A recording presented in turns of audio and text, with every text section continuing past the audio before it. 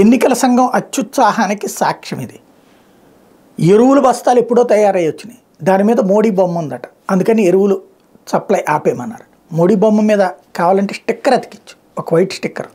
కానీ ఎరువులు అయితే ఆపకూడదు కదా. ఎరువు ఏ టైంలో వేయాలో ఆ టైంలో వేయకపోతే పంట నాశనం అయితే ఎన్నికల సంఘం వాళ్ళు వచ్చి డబ్బులు ఇస్తారా? తాజాగా ఈ సంఘటన మునగపాకలు వచ్చేస్తుంది. ఎన్నికల కోడ్ అమల్లో సంబంధించి కీలకమైనటువంటి అంశమైంది. తాజాగా సాగులో అధికంగా వినియోగించే యూరియాకి కేంద్ర ప్రభుత్వం రాయితీ ఇస్తుంది. ఈ విషయం రైతులకు తెలియజేసేందుకు ఇఫ్కో యూరియా ఎరువు బస్తాల మీద నరేంద్ర మోడీ బొమ్మ ముద్రించారు.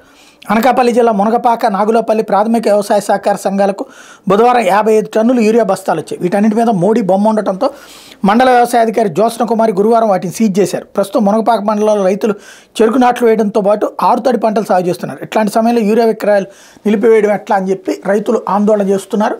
దాని మీద స్టిక్కర్ వేసి ఇవ్వాలన్నటువంటి కనీస బాధ్యత లేకపోవడం అన్నటువంటిది సగం నాలెడ్జ్ ఉన్నటువంటి అధికారులతో సమస్య కూర్చుంటోంది.